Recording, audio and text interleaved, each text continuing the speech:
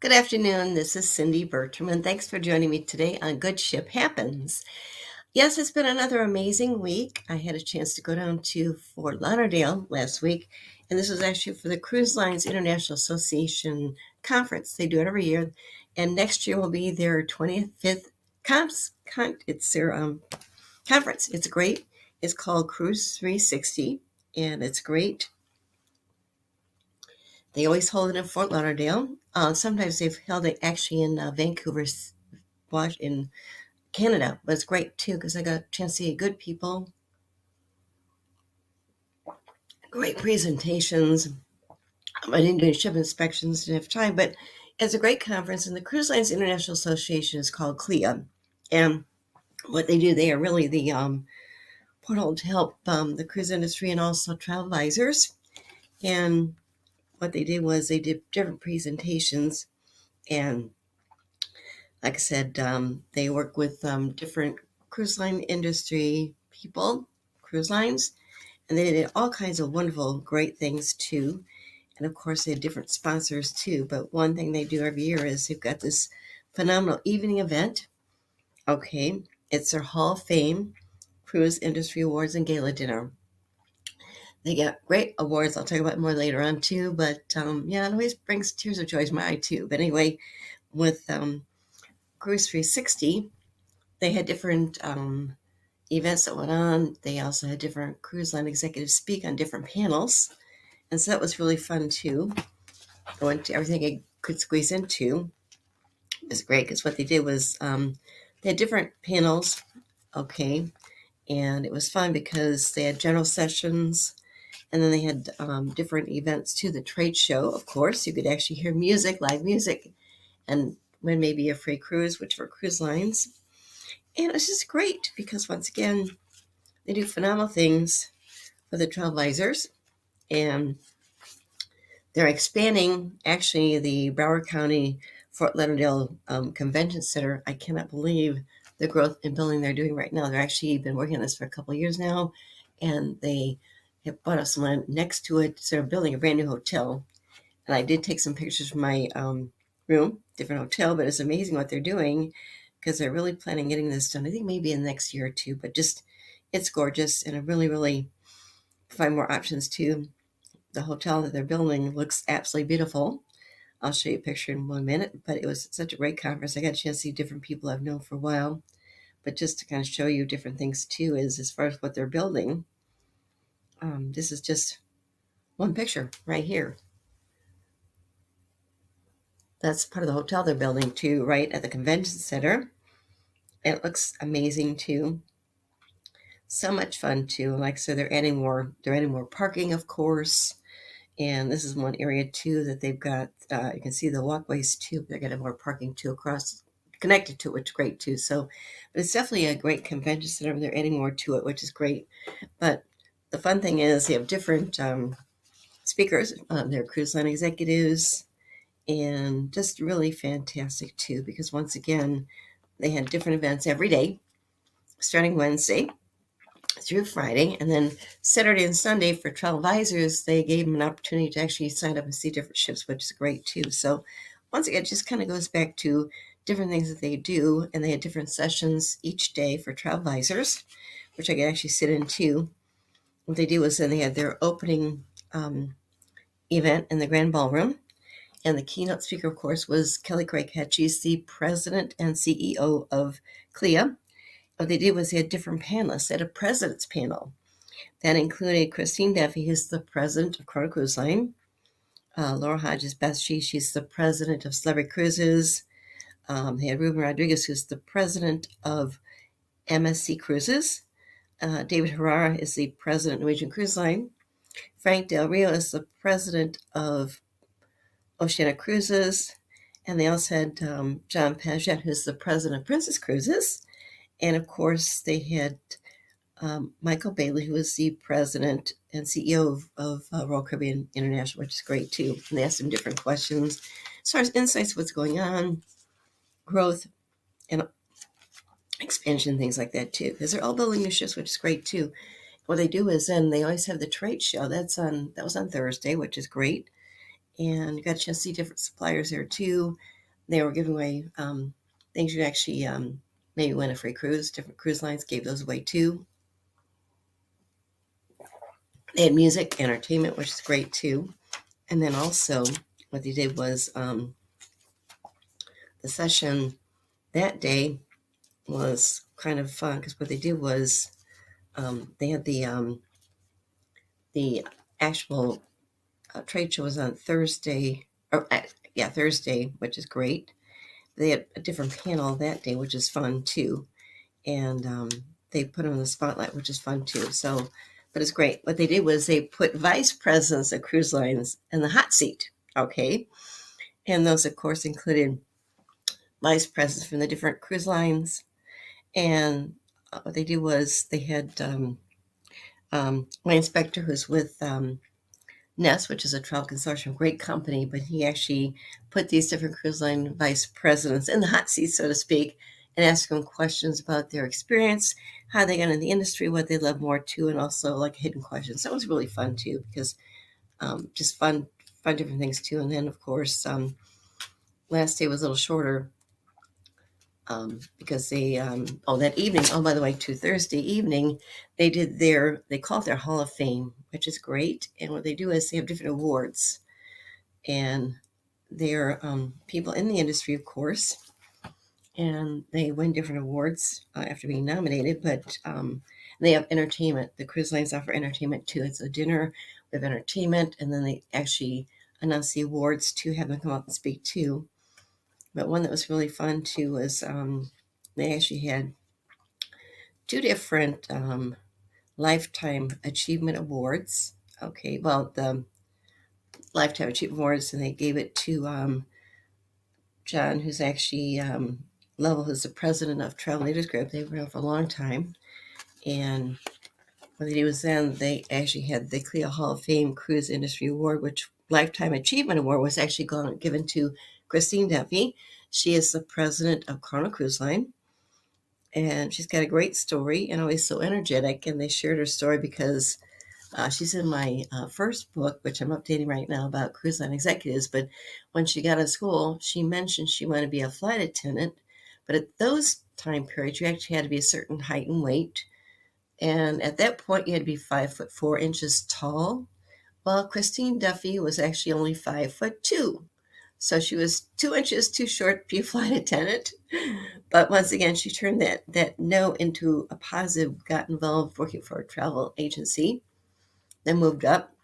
The thing is, she got hooked on travel as a young girl because she actually had a chance to go overseas to visit relatives, which is great too. So, but she led roles at a big travel incentive company, and then she became president of the Cruise Lines International Association. And then I think in 2015 is when she became president of Carnival Cruise Line, and it was really great to speak and the stories that people shared about her too, because once again, it's a Lifetime Achievement Award too, and that was great. No, to be inducted in the Hall of Fame, which is great too. But once again,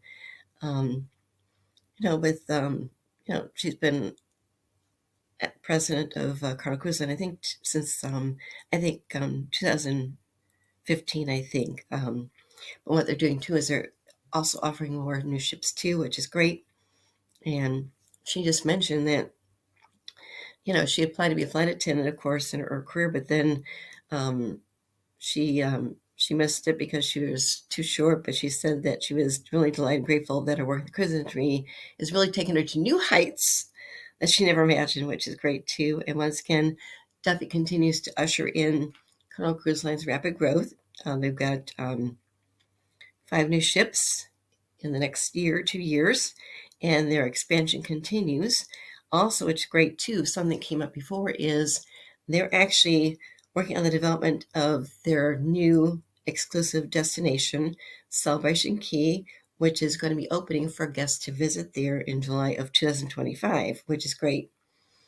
And like I said, with Carnival Cruise Line, they're really the first major U.S. cruise line to have its entire fleet back operating too, which is great. But Celebration Key, they keep adding more information about it too, different neighborhoods, what they're going to have there for cruise line guests to enjoy. And what's fun too is Carnival actually celebrated their 50th birthday in 2022, and then they actually welcomed in 2023, they welcomed their 100 millionth guest on board. Okay. And she served in that role as president since 2015. And she's just a fantastic person and just really energetic. And just, it was great to see her win this fantastic award, too. It was a great event. Dinner was good. Entertainment was fantastic. But once again, it truly kind of shows how in the cruise industry they really recognize leaders. And it's great. Something else that came up too is I know this week they're actually launching one of their other ships too. They actually acquired it from a sister brand. I think that's going to be launching maybe the 24th. I'll check back with that too later on. My next episode next week, but also the Carnival Glory is actually went through some enhancements. And she was in a 21-day dry dock. What they do is they take the ship out, do enhancements to it. And this is actually the Carnival Glory. And she is right now going on a 14-day transatlantic cruise to their new home port of Port Canaveral. Yes, she will be sailing out of Port Canaveral. And on May 2nd, I believe, is when she actually starts sailing out of Port Canaveral. And it's great that cruise lines are really, really offering more options as far as where they sail from. Port Canaveral is one. It's a little over an hour away from Orlando Airport, and I sailed there a long time ago. But also, I know that they've got the ship just received some enhancements, and they've got a new casino layout. They've got a new non-smoking casino area, which is great. They've also got a newly added Heroes Tribute Bar and Lounge. This is a private venue that really honors industry military veterans, which is great, and also active duty service members too, which is great. They've also got their Dreams Photography Studio, which is added. They've also done some upgrades to the spa on board the ship. And for younger cruisers, they've got a dedicated outdoor youth area called Camo Ocean, which is designed and has a large video wall that's really been added to really enhance the Space Cruisers program. And I know they've got on May 2nd, the Carnival Glory will be joining the Carnival Freedom, the Carnival Vista, and the Carnival Mardi Gras in Port Canaveral, and should be offering 3 and 4 day itineraries visiting the Bahamas, including Nassau, Freeport, Princess Cays, and Bimini. And then, like I said, the Carnival Liberty is repositioning from Port Canaveral to New Orleans, and she'll be arriving there on May 6th. But that was good news, too. Something else that's coming up soon, very soon, is Cunard Line. They've got a new ship coming out, and it's their first new cruise ship in 14 years. Now, how exciting. Then they will have 4 ships. What they did was they actually did this handover ceremony on April 19th. The ship's going to be called the Queen Anne. And Anne, of course, is spelled Anne. And it was just delivered to Cunard and their president. Her name is Katie McAllister. Yes, she's a female president. And they just took possession of the Queen Anne to Cunard Line. And then she will be sailing, I believe, on, I think she's sailing on May 4th. Okay. And once again, she's another ship that they've got in addition to their Queen Mary 2, the Queen Elizabeth, and the Queen Victoria. And this is the first time since 1999 that Cunard will actually have 4 ships and similar services too. And so it's kind of fun too. And then it's actually the 249th ship to sail under the Cunard flag. Yes, in the past, over the years, several years, Cunard's been around for a long time. Yes, they've actually had 248 ships under their flag line of tours. Not, they're all current, of course. They only have 4 ships now, but with the new Queen Anne, she's going to set sail for Southampton, in addition, ahead of her 7-night maiden voyages to Lisbon on May 3rd. And then she actually has a capacity of 3,000 guests, and she is 114,000 gross registered tons. And so she'll be sailing on her first cruise. And they've got different partnerships. One that I think is fun too is they've actually got a partnership with she's a 2-star Michelin chef, Michelle Roux. I met him a long time ago, but it's fun to see ships coming out like this too. And like I said, the Queen Anne will be the 4th ship now sailing under Cunard Lines, which is great, and she'll be sailing, I think, in May 3rd. So keep that in mind too, in case you're interested on things she's doing too. Something else that came up during the conference, and also when I was at Seatrade Cruise Global Conference the week before, is Windstar Cruises. What they did was they just acquired 2 ships, and one's a brand new boat ship. What they're doing, they've got 2 ships that they're adding, and it's a pair of 224 passenger all-suite ships to its fleet, and they acquired it from Mystic Invest. Okay, Mystic Invest actually has other cruise lines too, but what they're doing is they actually got those ships, and they mentioned this at Seatrade Cruise Global Conference last week. And the first ship, which is coming out in December of 2025, is called their Star Seeker. She's a new build, okay, and then the other ship coming out in December 2026 is called the World Explorer, and she was actually built first in 2019, the first built ship in the Mystic Expedition series. And right now she's on a charter to Cork Expeditions, but she will be renamed the Star Explorer when she comes into the Windstar Cruises. And she's going to be doing some redesigns too, because once again, they're just really excited about this too. And they mentioned this, of course, big announcement. They mentioned this at Seatrade, and of course they mentioned this again too. So that's good too, because with the addition, they're adding some things too. I know the addition includes a water sports platform, a Windstar type style pool, and also they've got a 2-level spa and fitness facility.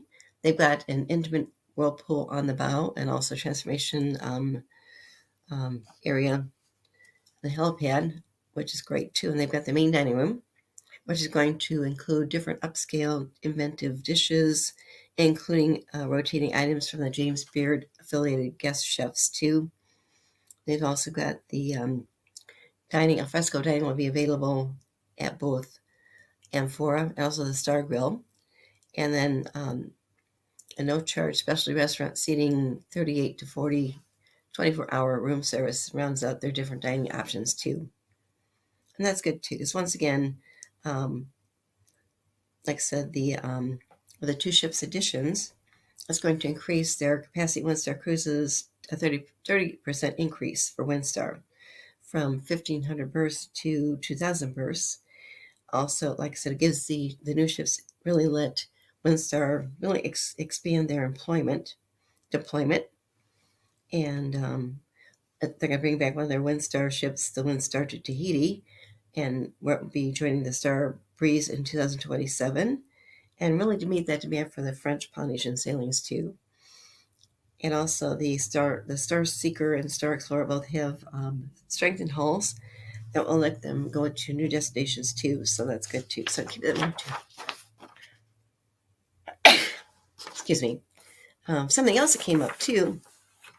This is a big announcement actually during came up I think through Seatrade Cruise Global Conference. Once again, they actually added more to this past week at Cruise 360, because they did have different presidents there too. But once again, Norwegian Cruise Line, what they did was they just ordered 8 new cruise ships for their 3 brands. Now, Norwegian Cruise Line Holdings actually includes Norwegian Cruise Line. They've got Oceania Cruises, and they've got their other brand, which is actually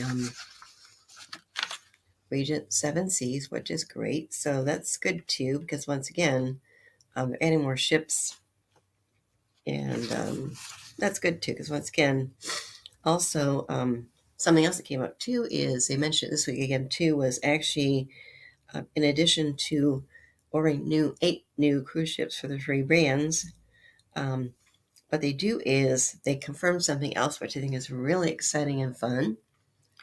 Which Cruise Line, they've had their own private out island for years. In fact, the first cruise I took, actually, I went there and I fell in love with it. They've expanded it like crazy. It was beautiful. The thing is, the ships had to actually anchor, and they had to tender onto the island itself. what they did is they made a big announcement last week at Sea Trade, of course, and then this week at Cruise 360. They actually confirmed they've got a 2-berth pier that they're going to be building at Great Stirrup Cay, which means the ships will actually be able to dock there, which is fantastic. Because most of the time, when cruise lines started doing their own private out islands, the ship would actually anchor and you had to take tender boats. Well, they've gone through transitions to change that because, once again, it makes it easier for people to get off the ship if they can actually dock there. And MSC Cruises is one example with their beautiful Ocean Cay MSC Marine Reserve. They can actually dock, I think, 2 ships there if they need to. But once again, docking the ships there gives them more opportunities to maybe stay longer, which MSC Cruises does at night, different events. It makes it easier for the people to get on off into the island, go back on the ship if they want to, and then different things. But once again, they've got, like I said, I think it's really fantastic. They've got their new dock they're actually building so that their ships can actually dock there at Great Stirrup Cay. It's going to be over $150 million investment, okay? And the pier, which was actually approved by the Bahamian government last year, they're starting to do a groundbreaking ceremony this summer, and then it should be completed by late 2025. Once again, it's going to be a $150 million investment, but it'll be able to handle 2 large ships with their current and future classes of ships too, which is great. And once again, it's a beautiful island. They got different areas to see. They've got an area just for people that stay in their upscale suites aboard the ship. But once again, it really is, let's really increase their capacity in the Caribbean, also call their island, which is gorgeous, and just really providing more of a seamless experience to their private out island year round. And also, something else that came up too is, once again, cruise lines are really focusing on designing their new class of ships, which really are designed to focus on the decarbonization too, which is great because, once again, with the Cruise Lines International Association, they have a goal to have ships in the industry, cruise ships, be net zero emissions by 2050. And most cruise lines are really jumping into this as far as how they design and create their ships too in the future. We need that more than ever. It shares phenomenal things too, because once again, people realize that that's one area that cruise lines are really stepping forward onto too, as far as making go to net zero. Also, a lot of cruise lines are moving to different ports. They can actually access shore power, yes, when they dock, depending on the island they're going to. But that's something that's really phenomenal. People need to be aware of too. And going back to the new ships that Norwegian Corporation announced, these deliveries of those 8 new ships, as mentioned, can be for Norwegian Cruise Line, Oceania Cruises, as well as Region 7 Seas. And those are going to add nearly 25,000 additional berths. And these deliveries are going to be taking place over a 10-year period from 2026 through 2036.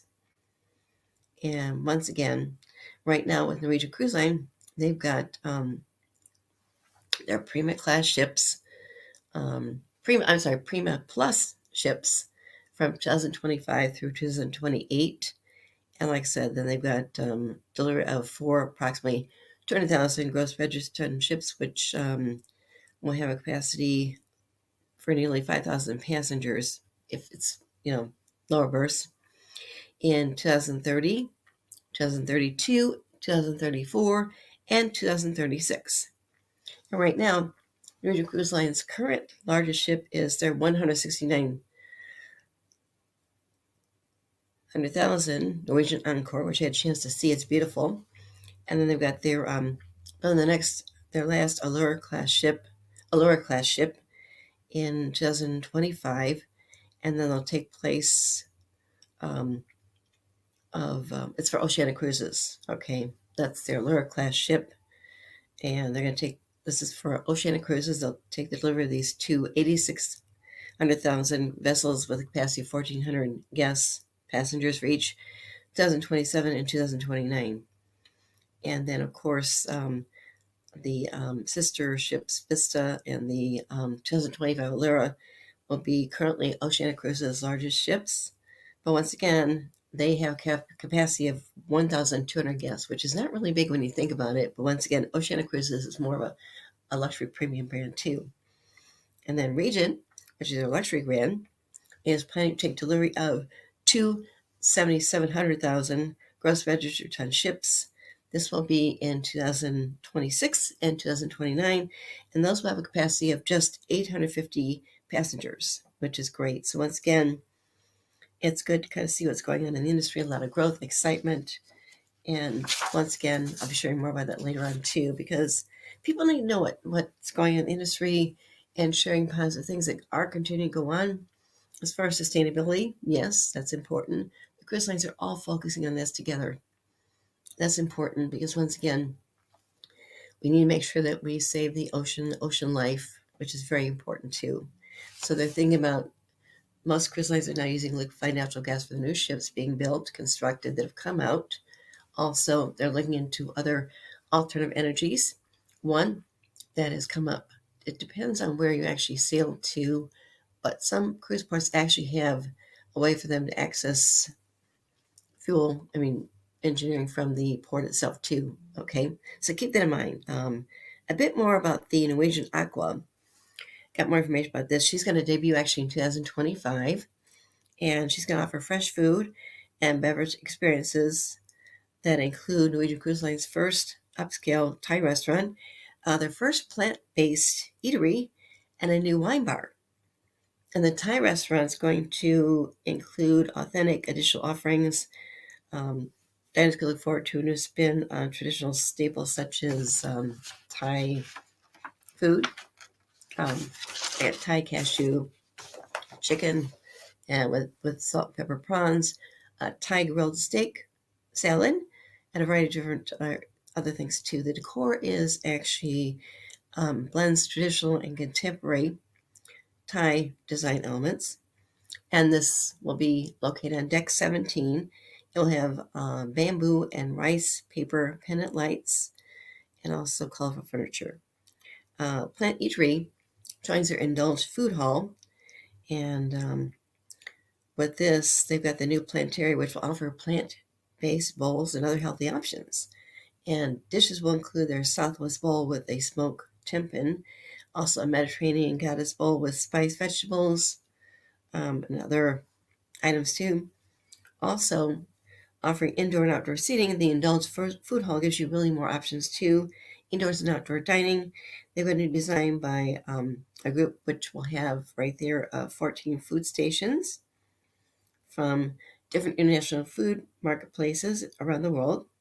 And of course, they've got beautiful architecture features that will include, I think, warm, colorful tones plus deep wood accents too.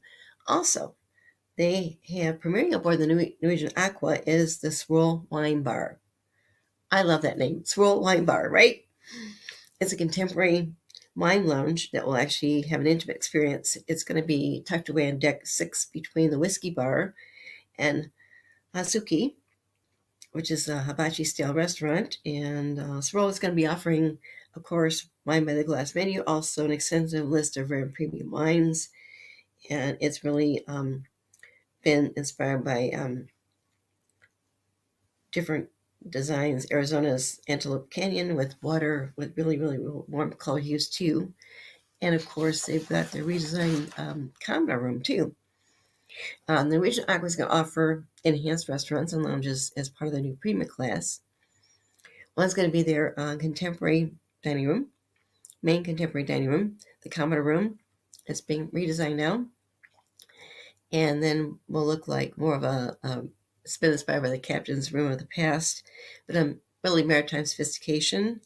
And then they relocated their Metropolitan Bar, which is actually Norwegian Cruise Line's modern sail and sustain cocktail bar, which actually won the 2024 by Vista Award for the best beverage program.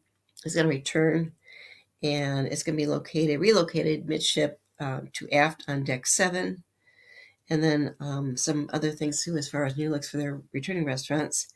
Nama Sushi and Sashimi, which actually debuted on the Norwegian Prima and continued on the Norwegian Viva, will return. It's got a fresh design, And then they've got, located on deck 17, they've got their Surfside Cafe Restaurant, buffet restaurant. And then next door, they've got their Surfside Cafe, which is an upscale, offers Mediterranean seafood venues, which is great. Also, they mentioned they've got the whiskey bar is going to be relocated to deck 6 near their new Swirl Wine Bar. Keep it in mind, Swirl Wine Bar. And then the Belvedere Bar is going to move to deck 8 at the heart of the atrium, which is the main part of the ship too. Also, the Penrose Bar and their Waves Pool Bar will feature new designs and venues such as the Local Bar and Grill. That's actually Norwegian Cruise Line's 24-hour pub-style restaurant. Azuki, which is their Japanese hibachi experience. They've got Cagney's, which is their signature upscale American steakhouse. And they're going to be expanding it to really accommodate their first Prima class ship. Other returning spots include Hudson's, which is their elevated complimentary main dining room. Also got Le Bistro, which is their high-end French restaurant. Los Lobos, which is, of course, a contemporary Mexican dining venue with outdoor seating, which I think is great. Who wouldn't want to have dining outside, outdoor deck, and enjoy wonderful food, too? They've also got Anda by Scarpetta, which is an upscale Italian restaurant, and which also offers alfresco dining at Ocean Boulevard. And the Norwegian Aqua, by the way, is going to be debuting actually in April 2025, and she will be sailing from Port Canaveral. So once again, get more options. If you're really interested in sailing out of Port Canaveral, keep it in mind because it's really becoming a fast-going port area for cruise lines to actually sail from. And I started sailing from Port Canaveral years and years ago. I've done that a long time ago myself, and I worked as a travel advisor. Once again, there are options when you think about sailing on a cruise ship. Okay, of course, Port Miami is where cruise industry really began years and years ago, over 50 years ago. We've got, of course, Port Everglades and Fort Lauderdale. Another one, of course, we've got is Galveston. Ships are sailing out of Galveston, Texas. Yes. And also, you've got some ships that would sail out of New Orleans. I did that one time a long time ago. Other area, of course, is Port Canaveral. And, of course, you've got ships that sail out of New York City. And New York City doesn't just offer cruises that would sail to Bermuda, which is fantastic, gorgeous. I did that one time. And yes, they do have real pink sand beaches. The sand in Bermuda is pink, which is gorgeous. Light pink, not dark pink, but light pink. Something else, too, is we've got ships that sail out of, on the west coast would be California.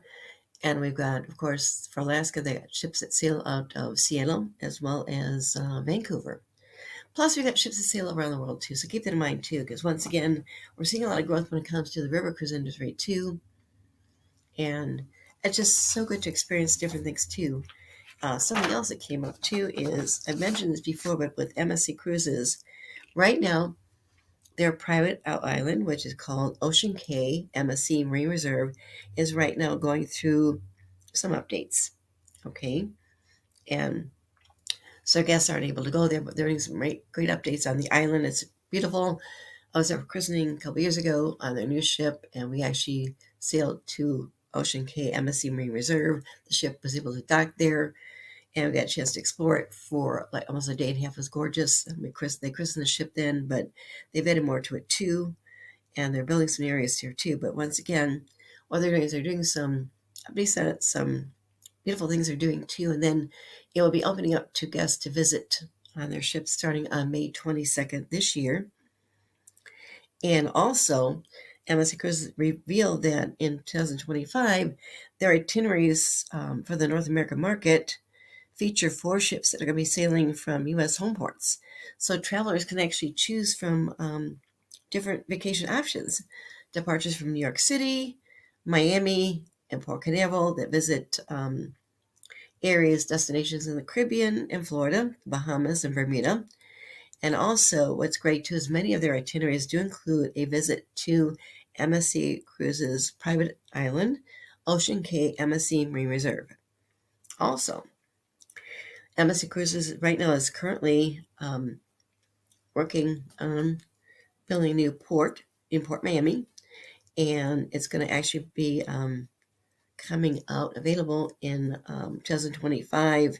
They got a new terminal they're building at Port Miami, and in April of 2025, MSC Cruises' largest ship, the MSC World America, is going to actually debut in April 2025 from the new cruise terminal in Port Miami.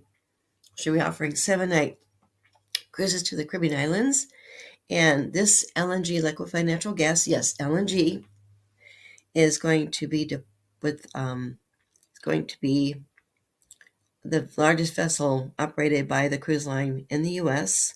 and provides great experiences for their guests. As far as the port she'll be sailing to, she will be offering 7-night cruises to the Caribbean ports.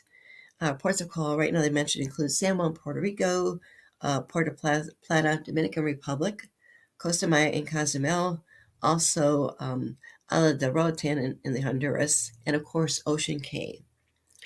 And what they're doing is with their this new modern ship, all this is really modernized too, is they really want to make sure the summer season of 2025 is really exciting for their guests, and it really gives them more options for sailing out of Port Miami, which is great, in their new terminal.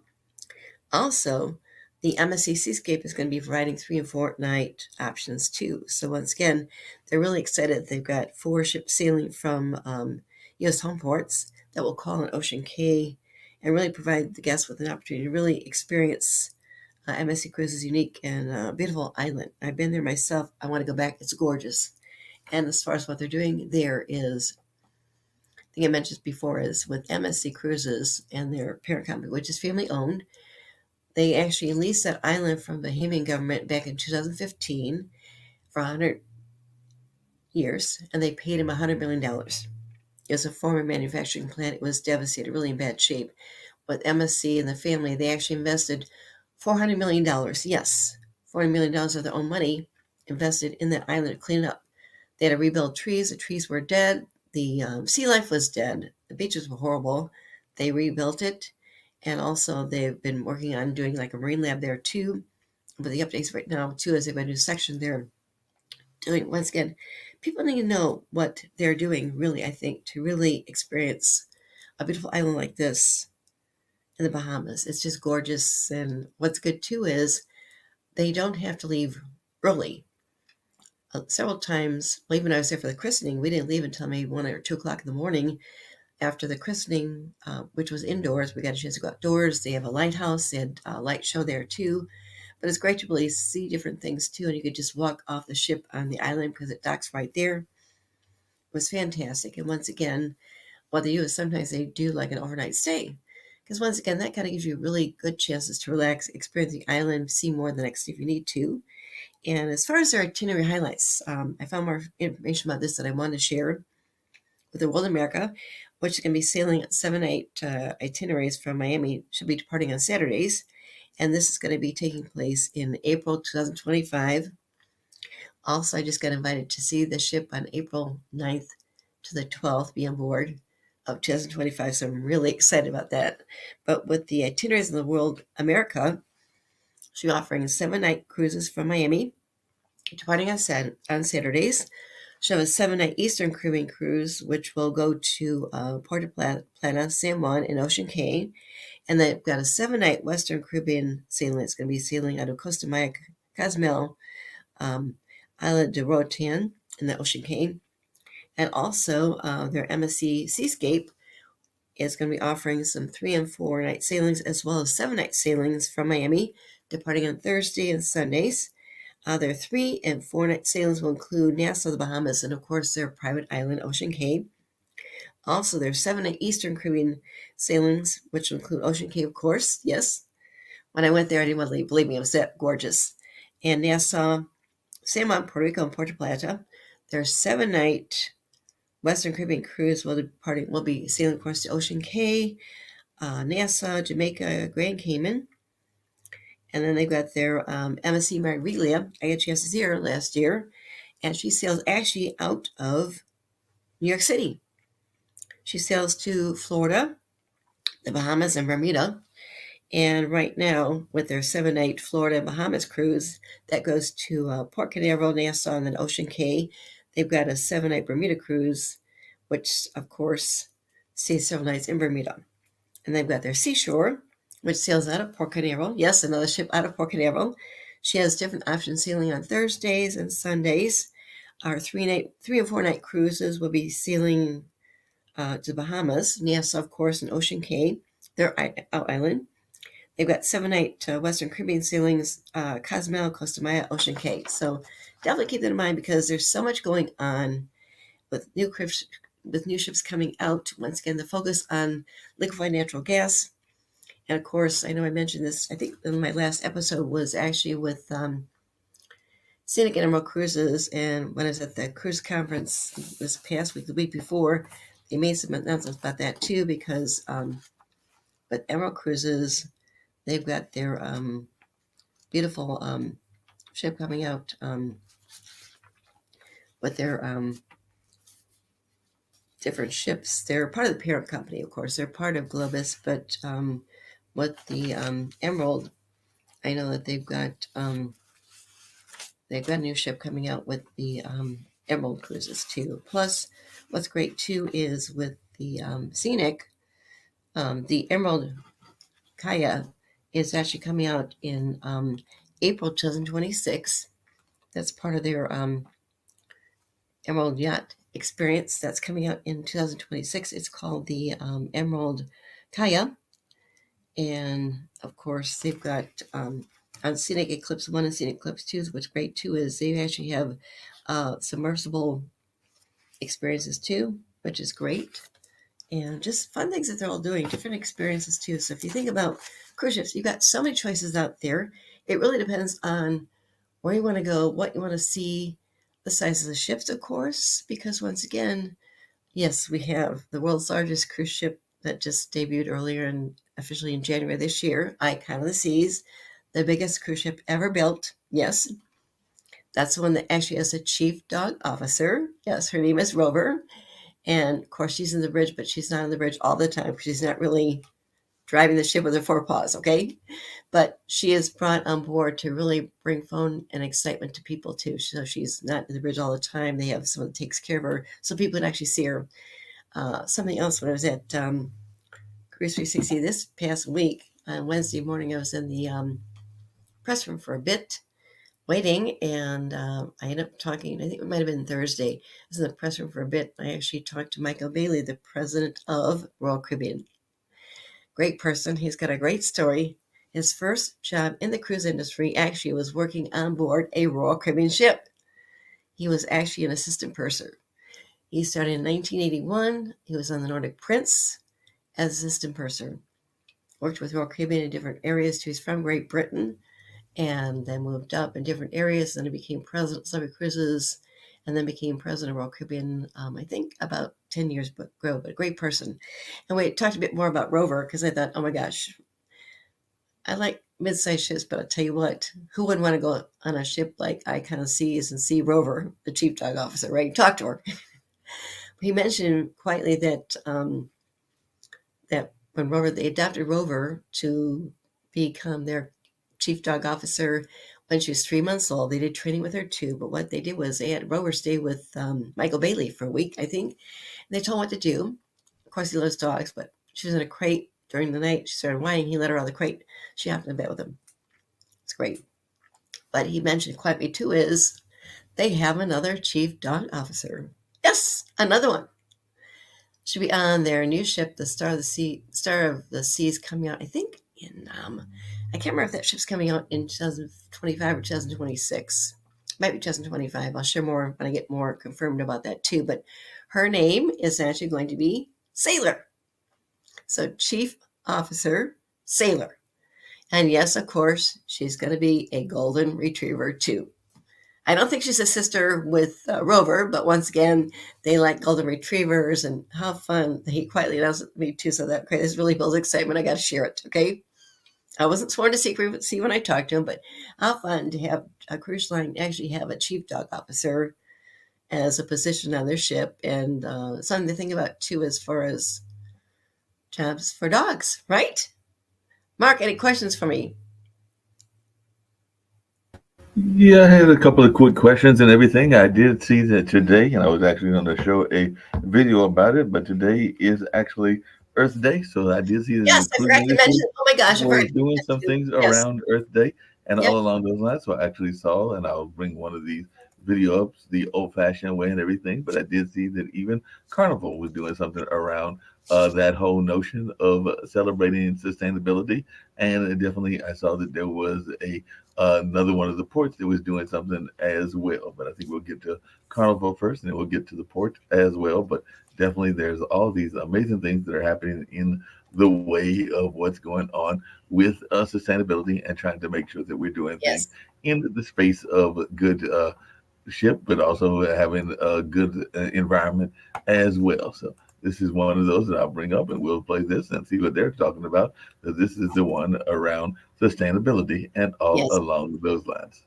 If you think about what we do, right? Providing outstanding vacations for our guests, taking them to places around the world. If we're not doing everything we possibly can to protect those and working with our partners in those destinations to help them protect them, then really we don't have a sustainable business model, much less a sustainable environmental model.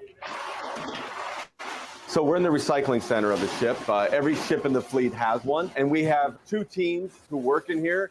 So it's manned 24 hours a day because waste never stops coming down. And the role of this space is to properly sort it, segregate it, and process it. It's everybody's responsibility on the ship to make sure that waste is properly sorted so that we can maximize recycling. We have a very ambitious and robust program to reduce the generation of food waste. The biodigesters are machines that use beneficial bacteria to digest soft food that's effectively the same type of food that humans would eat. We simply take the food waste, put it into the digesters, and the digesters break it down. Having these located in every galley, it's a win-win. When it comes to air emissions. So first of all, it's about 20% less carbon intensive than traditional fossil fuels. We realize that we're going to have to use every tool in the toolbox. It's automation, it's hardware changes, it's getting more and more efficient engines. It's everything. So our guests have to play their part. The great news is when we ask them to save electricity, we ask them to not waste water, they respond very well. They want to play their part because they want to know that when it comes time for their next cruise vacation, they want to know that that place has been preserved so that they can go back and enjoy it, and their children, and then future generations.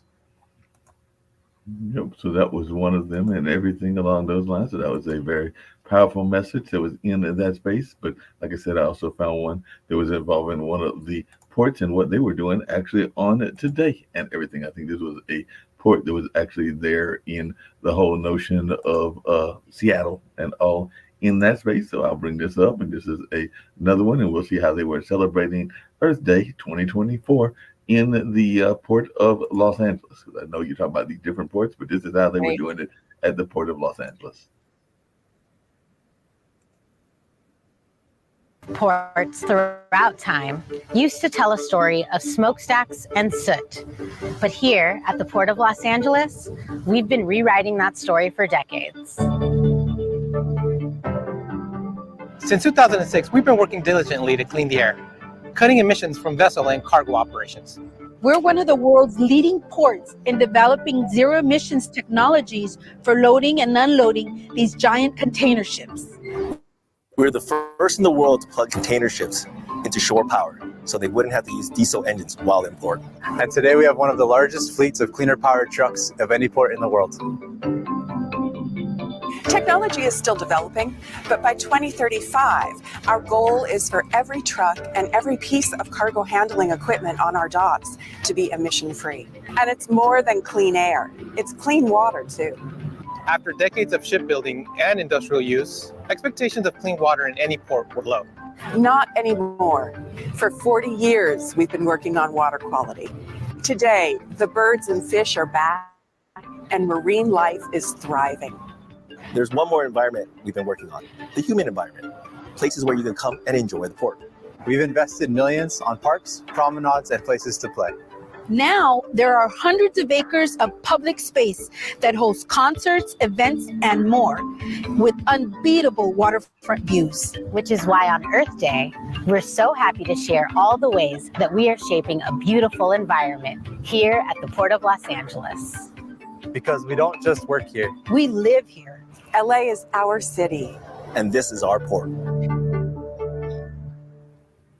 So that's what they were doing to make things better at the Port of Right. Los Angeles, making it more environmentally sound and all along those lines and everything. So that was really good to see that was going on. I did find this other cruise, and I know you know all these small cruises, but I had not heard of this one and everything. This is only about a minute, but I'll play this one and then hear your thoughts about Argosy Cruises, which apparently is in the West Coast as well. But this is a one that they did one of their promotional ones and all along those lines, but they're there in Seattle, Washington. So I'll play this really brief one, and then we'll learn a little bit about Argosy as well. Apparently, they had a captain that was a woman as well when I looked at them at first. But this is one of the videos that I saw just of their promotion. So Argosy Cruises in Seattle, Washington.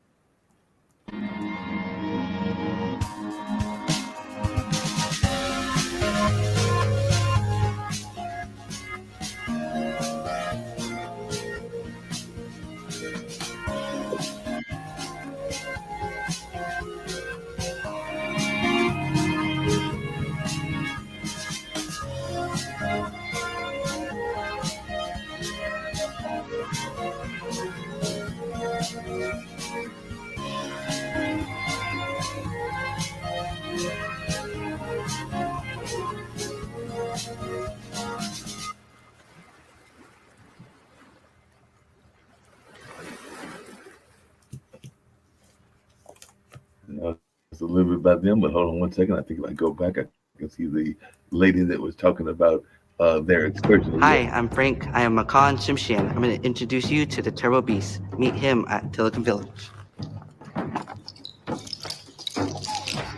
Visit TilikumVillage.com and make it happen, Captain. Hold on. That's the one Hi, I'm Captain Shane Rich. Oops. Hold on. I think we lost them there for a second. Right. And everything.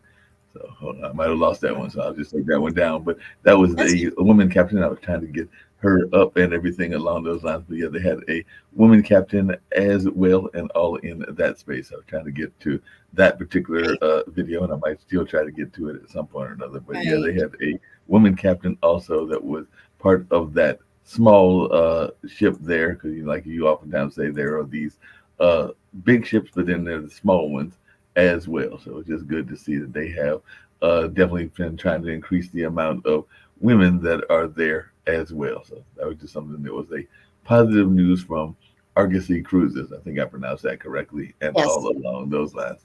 But definitely that is something that was going on there in Seattle.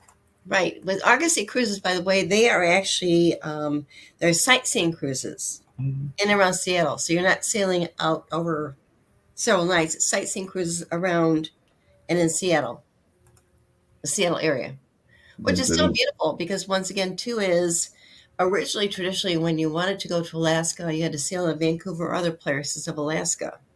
Or, this is Canada, but different places too. But what happened was then cruise lines kind of focused on maybe having ships sail to Alaska to Seattle. Beautiful area. Was there for different meanings too. Once again, they have sightseeing cruises. So with the Argosy Cruises, they do sightseeing cruises in and around Seattle itself. Yeah, and I knew there was different ones that did different tours around certain areas, whether that's them in Seattle. I think there's some around some of the areas around New Orleans and the riverboat areas, and definitely there might be some in Charleston and places like that, and all along those lines. Didn't want to shortchange the young lady, so I will definitely let her just hear a little bit of her cruise space and everything, so we can at least hear what she's got to say, because it's only like 20 seconds and all in that space.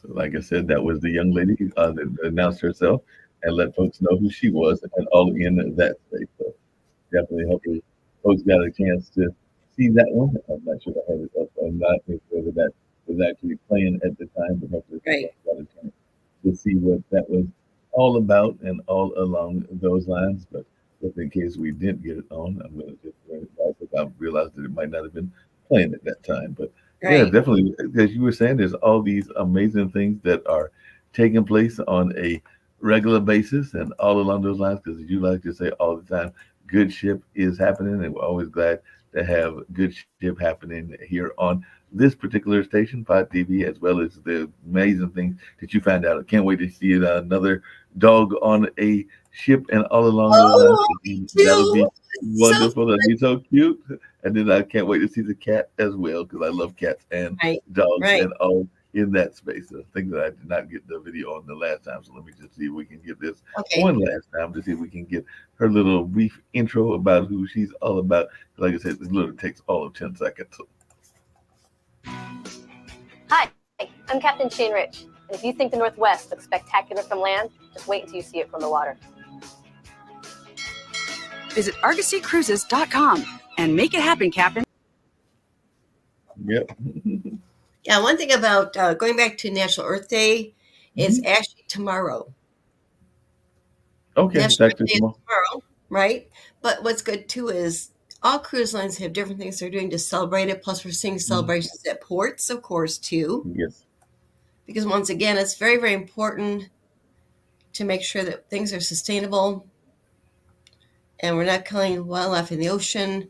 That's one area too, as far as with MSC Foundation, and they're building those coral reef trees. And at Ocean Cay Embassy Marine Reserve, they're different things here too. Plus, they've got this lab they're building there too, a conservation area too. I'll be sharing more of that after they reopen the island on May 22nd. But once again, it's a beautiful out island, and as mentioned before, is where the renovations they're doing right now. I think they're spending another $150 million to Wow. do renovations. Once again, it's not building roller coasters or things like that. It's sustainability efforts, and I really, really, truly admire what they're doing. No, cruise definitely lines- admire what they're doing. Like you said, it's not just them and everybody, because there are a number of them that are doing the work and everything. Because the other thing that I had seen really quickly, and we'll have to go through the whole article, but apparently the Royal Caribbean on their blog and all along those lines was talking about some of the things that they were doing to celebrate Earth Day and to be sustainable as well. Because as Royal Caribbean said, on Earth Day and every day, there are ways that everyone can play a part in protecting the Earth and our communities that they call home, from learning how to compost to reducing single-use plastics and the use of paper. We can start helping with these easy ideas. Some might even turn into new hobbies and year-round habits. So Royal Caribbeans has dedicated decades to caring for the ocean and the destinations that they visit. And they have a program, which I did not know about. Maybe you know about it, called the Save the Waves program. That is a sustainability practice in action across their ships and private destinations, like Perfect Day at Coco Cay, where its water conservation efforts are using advanced technology to reduce energy use and everything. And they just break down some tips that they try to do on their airlines, everything from reducing single-use plastics, avoiding paper piling up on the ship, revamping their recycling efforts, and all along those lines to zero carbon, which I know you talk about it all the time, outdoor fun, and all in that space. And definitely they also talk about choose a green energy supply. So some of this you can do while you're on the ship, because they even talk about that new ship you mentioned, Icon of the Seas, will be which is the first in their lineup to be powered, as you said, by liquefied natural gas and all in that space. And they also said that they try to do better in terms of the food choices they consider, and even repurposing unused foods and all in that space. So they talk about different things that they can do, whether that's composting or a number of other things. And apparently they have some donations because they say for donations, consider giving to your environmentally friendly organization groups like the Canopy Project, which focuses on reforestation in disadvantaged communities. For example, our World Wildlife Fund, that I know about them, WWF, is one of their partners. And then digital learning. So that's just some of the things that they talk about, even with the WWF's Wild Classroom, which offers toolkits to help teach children about their favorite creatures as well as virtual reality voyages. They use 360-degree images to highlight national marine sanctuaries around the country. So they do a lot of work over there at the Royal Caribbean in this space and all along those lines. So folks can check that out if they go to the Royal Caribbean website and check out their blog. But they talked about ways they were celebrating Earth Day. But all cruise lines are doing that too. They really are. And they're really stepping up like crazy to be net carbon zero by 2050. And we got so many ships coming out now. They have liquefied natural gas. Mm-hmm. You know, that's important. But they're really, really trying to hit that mark before 2050. I really admire them for that. But once again, it shows they really, really care about the oceans and marine life. Yep. And that's so important too. More than ever. And they really stand out that way. And it's a good way to kind of share this information in a very, very positive but real way too, because people don't realize what's going on in the oceans and what they're doing. And with the MSC Foundation, that's just one beautiful example. And the thing that's really good too is with MSC Foundation, they're part of the family that owns MSC Cruises, Explorer Journeys. They've got their Mediterranean Shipping Group company, which is really like the core of the whole business for years and years, hundreds of years. I don't know, maybe 50, 60 years at least. I don't know when they started a container shipping company. Once again, they really, really care about the ocean. I give them so much credit. But all cruise lines are moving forward so fast on this, and we need to make people aware of it too more than ever because they eliminate plastic straws. My gosh. Oh, yeah.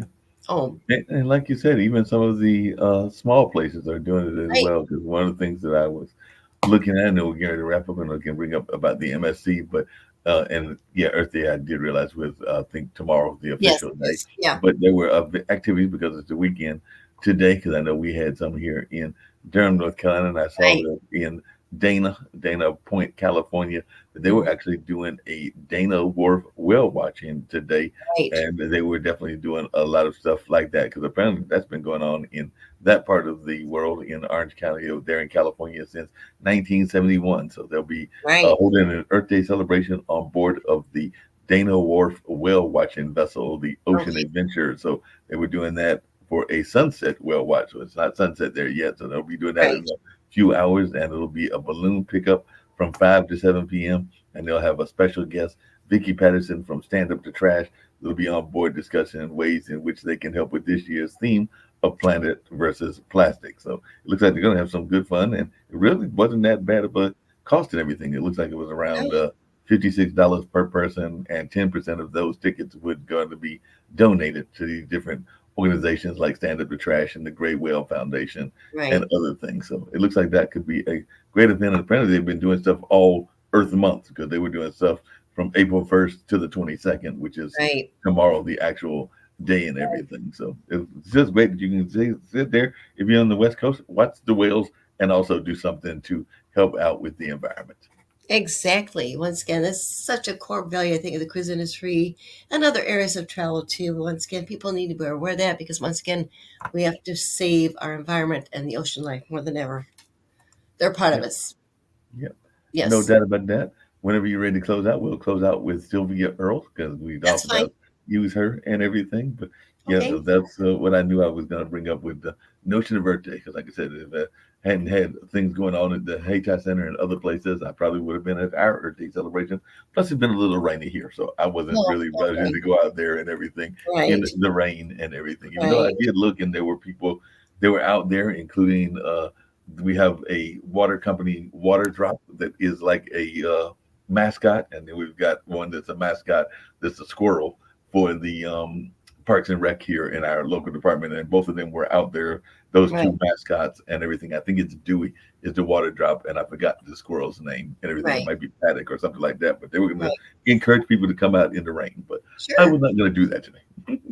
That's good, but we can show the video now too, which is great too. Once again, just focusing on what cruise lines are doing together as far as sustainability. And once again, it's a foremark what they're doing. They're going to get there earlier than 2050. Believe me, I know that. Yep, I agree.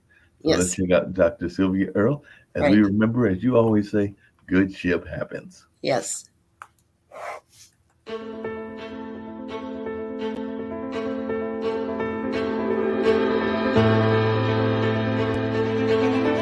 I'm Dr. Sylvia Earle, a marine biologist, oceanographer, explorer, and I'm passionate about the protection of this blue planet.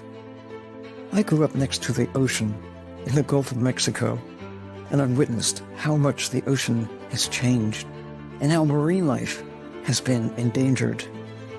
But I know there is still time to help the ocean, which is why I was drawn to the Aponte family's sustainability mission.